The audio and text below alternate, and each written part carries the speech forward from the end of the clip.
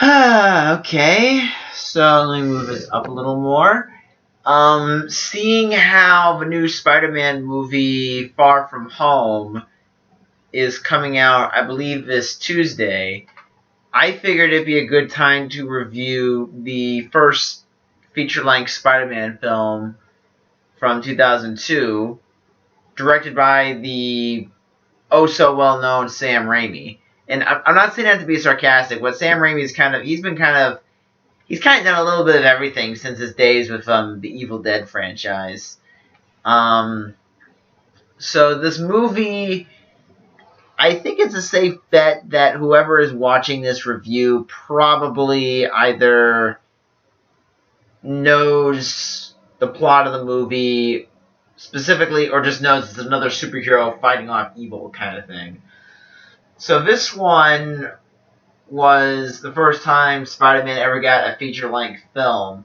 Because there have been some live-action shows and some cartoon shows in the past, but never an actual movie that was meant to be in the mainstream cinemas. So this movie came out in 2002, and Sam Raimi was a huge comic book fan, but he did make some changes to the film. Like, for example, giving Peter Parker webs that shoot out of his wrist instead of him making a gadget, which I can understand why he wouldn't want to do that, but I'm getting a little sidetracked. So, Spider-Man is this hero who's fighting against the Green Goblin, and hold on. This is going to be a little weird because I'm plugging my computer back in, so yeah, this might go from... Anyways, I just like the lighting better with this. So anyway, so Spider-Man must fight off the evil Green Goblin to keep the city safe, and also somehow find a way to convince the girl of his dreams that he's worth, dating. And it does kind of cover the basic Spider-Man origins of him gaining these superpowers, going from a nerd to a badass, and the ultimate mistake that ends up costing his uncle's life because he was being selfish without him realizing it would lead to that. So, yeah, it does kind of follow the basic story. The basic. This movie is actually kind of a mashup of Spider-Man's origin and the night when Stacy died, especially with the climax at the end with the Goblin forcing Peter to choose between saving Mary Jane's life or saving these kids that are in a gondola car. Anyways, so the one thing I'll say about this movie is that it is very fast-paced because it kind of drops you right into the point where Peter gets his powers from the spider in like the first 5-10 minutes of the movie, which is kind of interesting because I kind of remembered it being a little while longer before he got bitten, and that's kind of one of my.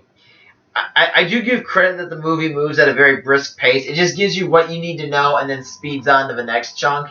My only real problem with that is that sometimes the editing seems a little rushed. Like, there is a scene where the Green Goblin attacks another scientist who's trying to do an experiment, and you see him start shooting up this little aircraft, and then it cuts to Peter graduating from high school. And it's like you see the explosions, and then just kind of cuts away to caps being tossed in the air. And it's kind of a really weird segue.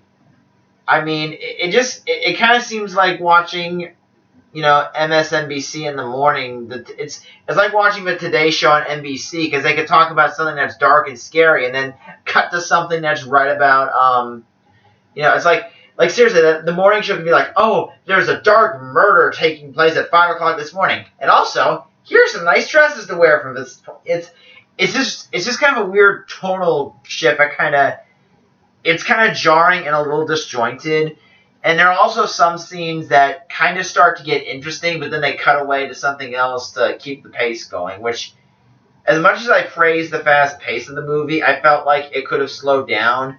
One example would be when this scene where Harry walks into the hospital to see Peter and Aunt May, and he sees that Mary Jane is starting to have feelings for Peter.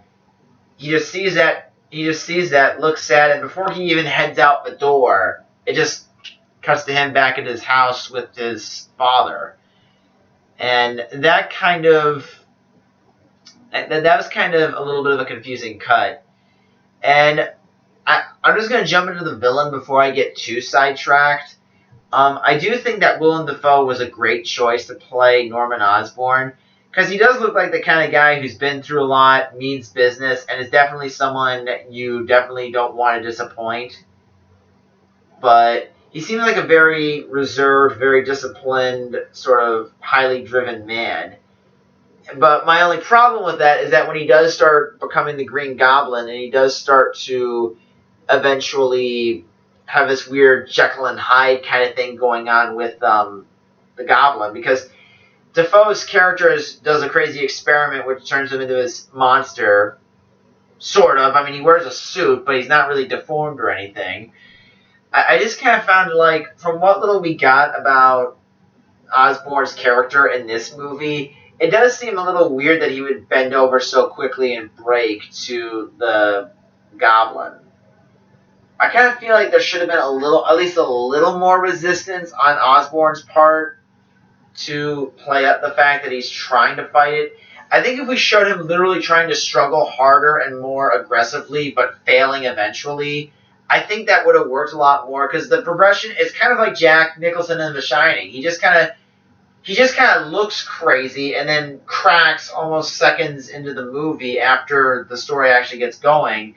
So the descent into madness just isn't that believable, which is kind of tough because he is the main villain of the movie. Now, the Green Goblin he's basically the Spider-Man equivalent of the Joker, only minus the jokes. He's kind of lighthearted and goofy, but he's not going to say something funny. He's just going to make a smart-ass remark, maybe.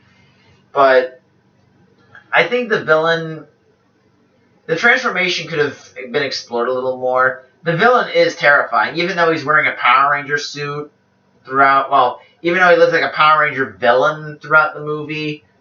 And yeah, I mean, my friend Zach mentioned that. I cannot get that out of my head every time I see it, because, well, he's right. So aside from that, I would say this. For a movie that I thought was going to have some pretty bad-looking effects by today's standards, most of the effects hold up pretty well. Even the CGI figure that's supposed to be Peter climbing up and down the walls as Spider-Man, that actually looks pretty good. And it is pretty cool to see a CGI replica of Spider-Man swinging around the city.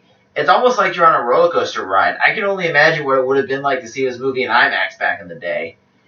And I think one thing I'll say is that with the Sam Raimi movies, it's almost a cliche to trash talk Mary Jane. I will say this. The negative reception that the character has gotten, I think, is more based on the fact that she never really develops much in the sequels compared to this movie. But I think in this movie they kind of give her a little bit of an interesting backstory with the fact that she lives next door to Peter. She has an abusive father. And throughout the movie you constantly see men mistreating and hurting her in emotional ways. I mean, you never see anyone backhand her or anything, but, we have her father who screams at her loud at night to the point where she hates her life. You got Flash, who's just an asshole all around. And those of you who read the comics, I mean, we don't really need much explanation for him. And besides, we kind of got the hint that he was a dick anyway in the movie. Then you got Harry, who... Harry's kind of socially awkward with Mary Jane. Well, actually, no, he's not that. It's like, he does kind of have that sense of him wanting to be with Mary Jane, but he kind of turns on her by being his father's little minion, because Harry kind of wants to live up to his father's expectations. He doesn't feel like he is. So at the Thanksgiving scene, when Norman starts acting out and Harry calls him out on it, they get into a fight, and Mary Jane overhears the argument, and it just kind of train wrecks their relationship, and that kind of leads me into another thing that I really like about the movie, and I just want to see if it was raining out. Sorry, guys. The one thing I really like about the movie is that Peter, it is kind of a very sweet sort of romance going on when it's kind of implied that Peter is the only man that truly seems to care for Mary Jane. He's supportive. He's always has her back. And as Spider-Man, he saves her life repeatedly, not expecting any sort of reward, just doing it because it's the right thing to do. And it is really cool to see that. And it is kind of a nice story about how sometimes the nice, quiet guy you don't know about well can be the guy you're really looking for. It is kind of sweet. But my only problem with that is that at the end, when Peter decides to not enter a relationship with her because he doesn't want to put her in danger with him being Spider-Man, I'm not really sure if that was explained enough in the movie. I mean, I think most people kind of got it in the subtext, but I'm not sure if it was...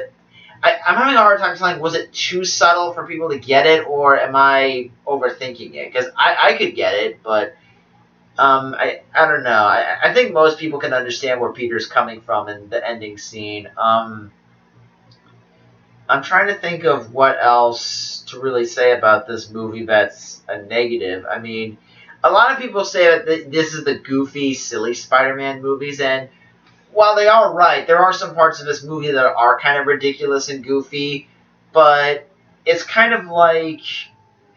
It does a really good job at balancing some heavy dramatic moments with some heavy, well, with some more lighthearted stuff. So it does a good job at being dramatic, but also being sort of playfully comedic in a few scenes. And there are some points that are really emotional. I mean, the scene where Uncle Ben is dying on the sidewalk and the scenes where Peter is grieving over his uncle. It would have been better if they had expanded those scenes by a few more seconds, but I actually got a little misty-eyed watching it, especially the scene where Peter realizes that the last thing he said to his uncle was, "You're not my father, and you're never going to be." Stop trying. Yeah, it's just...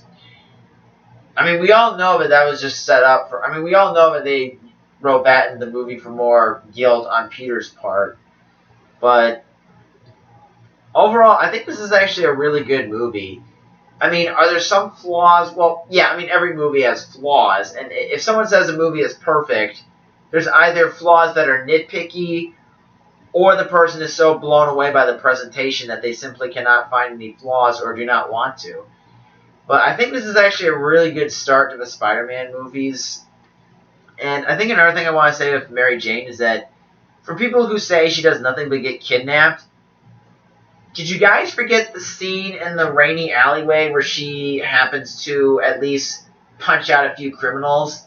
And the reason she had to get saved by Spider-Man the second time is that she was outmatched. I mean, again, her being the one-note damsel in distress, that was a failure of the sequels and what they did to her. In this movie, I can kind of understand because you want to do a basic good versus evil, basic superhero storyline just to get your footing going. I kind of understand that. And again, there's a scene in the movie where she tries to meet Harry, is in the rain. A few criminals chase her. She manages to punch out a few guys, but then she gets cornered, and that's when Spider-Man comes in to save her for the umpteenth time. And yeah, I mean, the second movie was a step backwards where she tries to knock out Doc Ock, but then she gets knocked out. And just focus on this movie. So, yeah, I think Mary Jane, they set her up as a character who could have been strong, but then as the movies progress, they just kind of toss that out the window. But overall, I do think that this movie, it should definitely get a little more praise. And I kind of think that Tobey Maguire, I think he's probably the closest to the Peter Parker in the comics, this kind of nerdy, awkward guy that doesn't really fit in. But then when he becomes a superhero, he becomes the line-quoting, dorky badass. But I know there might be some people out there that might get pissed at me saying that Maguire is probably the best representation of Spider-Man, but what are you going to do? So anyway, that's all I got, and you will not be seeing a video from me until the 4th of July with a Born in the USA cover to finish off my Born in the USA tribute. And next week I'll also be reviewing The Patriot to keep in the theme of 4th of July. So I rambled on for about 15 and a half minutes, so I think we're good. See ya!